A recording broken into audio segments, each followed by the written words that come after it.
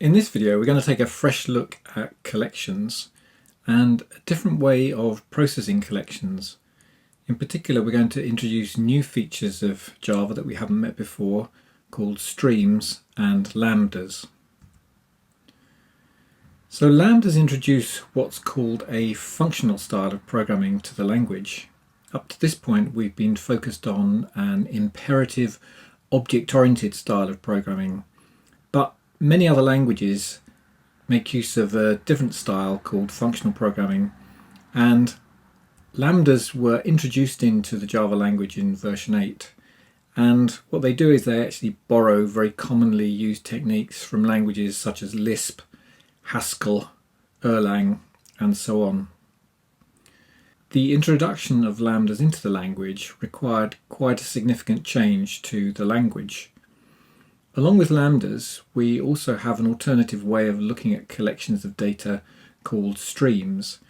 And streams and lambdas are often used very closely together. So a lot of the processing of the data in streams is conducted via lambdas. One of the main tasks of this video is to introduce you to the syntax of lambdas, how we write lambdas. And we're going to do that by showing them alongside equivalent methods. But it's important to appreciate that lambdas are significantly different from methods, even though they are essentially pieces of code designed to achieve a particular task. Some of the features that make lambdas distinct from ordinary methods is that lambdas have no associated object, and we're used to methods belonging to either an object or to a class, and invoking a method on an object or a class. That's not the case with lambdas. Lambdas are simply an independent piece of code that operates independently of any enclosing object or class. Related to that is the fact that lambdas don't have names. They're a little bit like anonymous methods. One of the most significant features of lambdas is that they can be passed as parameters to methods. And this is quite different from what we've met before. What we've met up to this point is that we can pass data values into methods. But now what we can do is pass a lambda, which is in effect a piece of code. And what we do when we pass a lambda to a method is we provide that method with a means of executing an extra piece of code that is not part of the natural functionality of the method. In effect, we augment the capabilities of the receiving object when we pass a lambda into a method. We'll see that effect in a little while, particularly with respect to enhancing the functionality of collection objects like an array list or a linked list. In order to introduce streams and lambdas, we're going to work with a project that's designed around the idea of a national park where there are endangered species. And within the park there are a number of people who go out and send back reports of sightings of animals, and they send them back to base, and the base records who sent the report, what area the report was made in, what particular time period the report was made in, and so on. And it's the base's aim to collate all that data coming in and look for potential problems. For instance, lower numbers of particular species of animal in some particular area, or overall concern about animal numbers in general. We've got two versions of this project, one that uses ordinary collections and the other that makes use of streams and lambdas. So let's introduce the project by looking at the one that uses the typical collections we're used to up to this point, collections like array list. The project consists of three classes. We have a sighting class that is a record of the data that any particular spotter has sent back to base. We've got a sighting reader class whose responsibility is to read a large number of sighting records in and provide them to the main class, which is the animal monitor class, which collates all of the data of the sightings of the various spotters and various areas and is able to provide us with an analysis of that data. Provided with the project is a small sample of the kind of data that we're thinking of.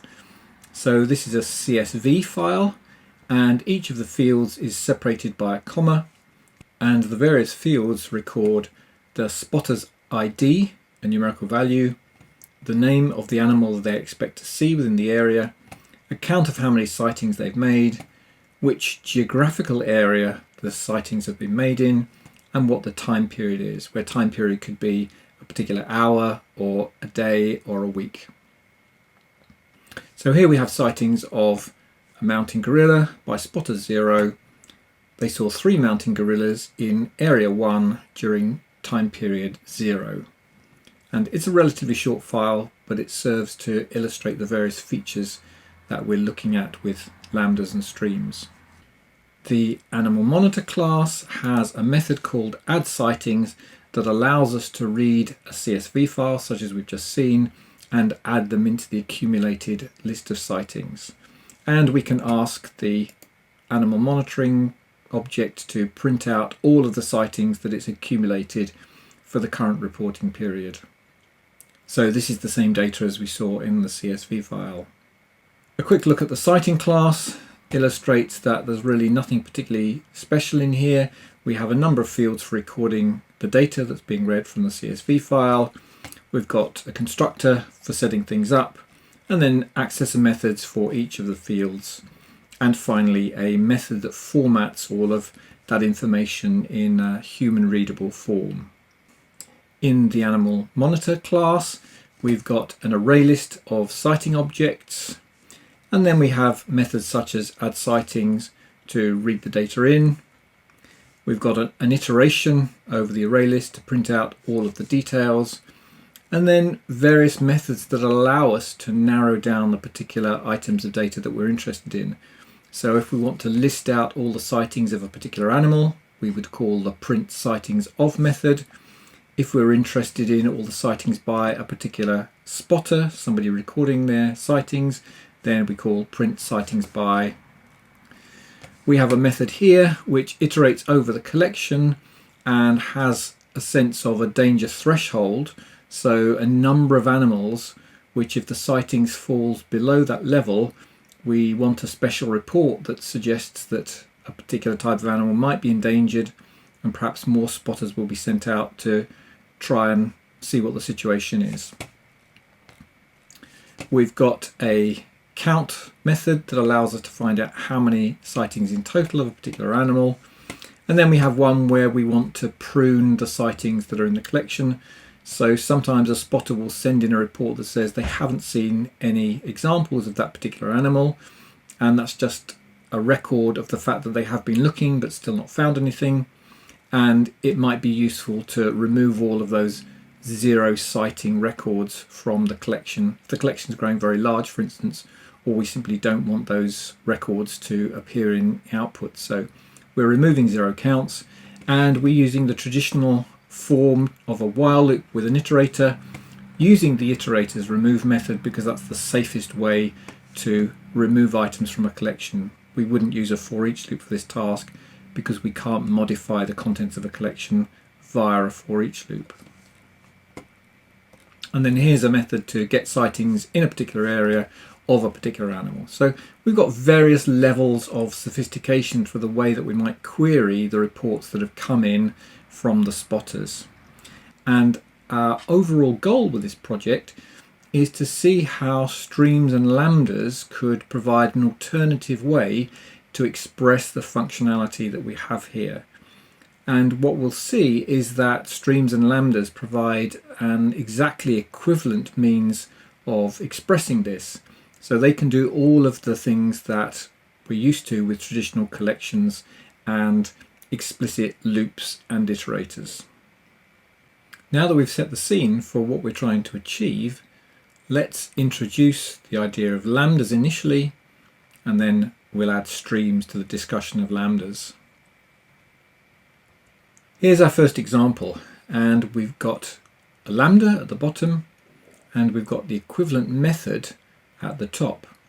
So looking at the method first, what we can see is that our method receives a sighting parameter, and it simply prints via system.out.println the details string returned from calling getDetails on the citing object. If we wanted to achieve that using an equivalent lambda, then we would write the lambda immediately underneath. We can observe both the similarities and the differences between the method version and the lambda version. Both take a parameter of type citing, and that's enclosed between a pair of parentheses. But notice that the lambda has no name, it has no explicit return type, and it has no visibility. It has no visibility because we're not typically defining a lambda alongside the method definitions within a class. Lambdas are typically defined inside the bodies of methods. Immediately after the parameter in the lambda is the distinctive syntax that we associate with lambdas. It's a form of arrow symbol, which is literally a minus character followed by a greater than character. And that separates the parameter part of the lambda from the body of the lambda, so the statements that will be executed when this lambda is invoked. And you can see that the body of the lambda is identical in this case to the body of the method. So we can see how superficially similar lambdas are to methods in that lambdas have a body with some statements to be executed, and they can take parameters that then are operated on inside the body. But we also see the differences in there's no return type, there's no name for the lambda. Let's look at a situation where we might use this lambda. What's the context for using a lambda rather than an ordinary method call, for instance? Because on the face of it, there's no particular benefit to writing a lambda that looks so similar to a method. So what is it about a lambda that makes it so significant when compared to a method? Here's a very common task that we often want to perform. We've got a collection that we want to iterate over, and the process typically involves getting one element from the collection and then doing something with the element, and then we repeat that process over and over again until we've processed every single item within the collection. And at the bottom we can see a particular example where we want to iterate over the collection called citings. Citings contains 0 or more citing objects, and in the body of the loop we simply want to call the print citing method that we just saw in order to print out the details of this particular citing. And this is code that should be highly familiar to you from lots of examples that you've probably worked on so far. How might we program this same process using the lambda that we saw on the previous slide? So the context is rather different. Now we're not writing a loop, such as a for each loop. Instead, what we are doing is we are passing to the collection a lambda, and we are asking the collection to apply that lambda to every item that it's storing. So in effect, we're saying to the collection, please execute the code I'm passing to you for each element that you're storing. So we invoke a method on the collection object, but the parameter to that method is the code, in other words, the lambda, that we wish that method to execute. So suppose we have an array list called citings. The array list class defines a method called forEach. So it's important to distinguish the forEach method from the forEach loop that we've previously been working with. And that forEach method takes a lambda as its parameter. We're not passing data, we're passing code in the form of a lambda. So here you can see between the parentheses of the forEach method call, we've written the lambda that we saw on the previous slide. So the call is written in blue just to distinguish it from the black code of the lambda. So we are literally passing code as a parameter to the forEach method, and we are asking the forEach method to apply the code of that lambda to every item stored within the collection in sequence, one after another. So the result of calling this forEach method will be exactly the same as the result of using a for each loop in the traditional style as we saw on the previous slide. Now, in terms of this particular example, we're not necessarily seeing any significant advantages of using a lambda over using the previous technique. But what we're doing is we are establishing a principle that when we call the for each method on a collection, we can pass any code we like expressed as a lambda and ask that collection to apply that code to every item stored within the collection.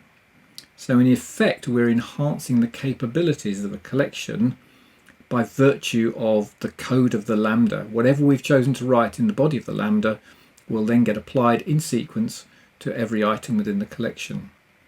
Now, we've already noted that lambdas do not have a return type, as well as not having a name. And one of the reasons for this is that the compiler can actually work out what the return type of the lambda is by looking at the body of the lambda and seeing that there's actually no return statement in there. So the lambda is not returning anything, therefore in effect the return type of the lambda is void, and we don't have to express that in the definition of the lambda.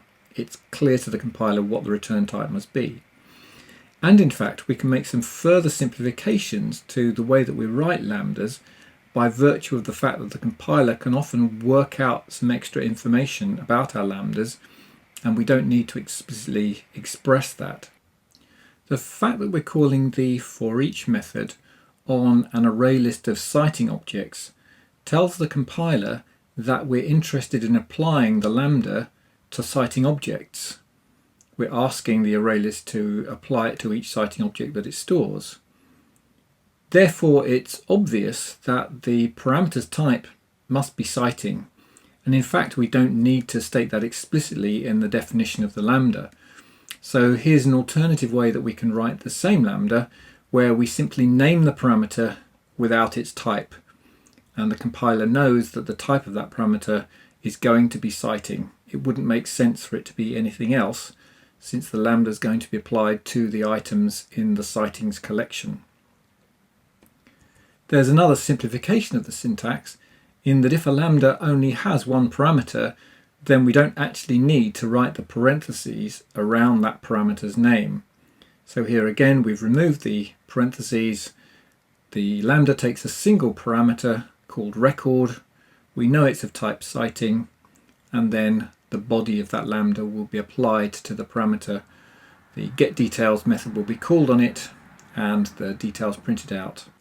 Indeed, we can make a further simplification in that if the body of the lambda contains only a single statement, we don't actually need to write the curly brackets around that statement. So once again, we see here a reduced syntax. It's exactly the same call.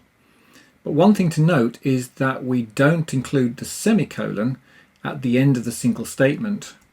So if we compare this version here, which uses curly brackets, note that there's a semicolon at the end of the print statement, but on this version where the curly brackets have been removed, the semicolon has gone.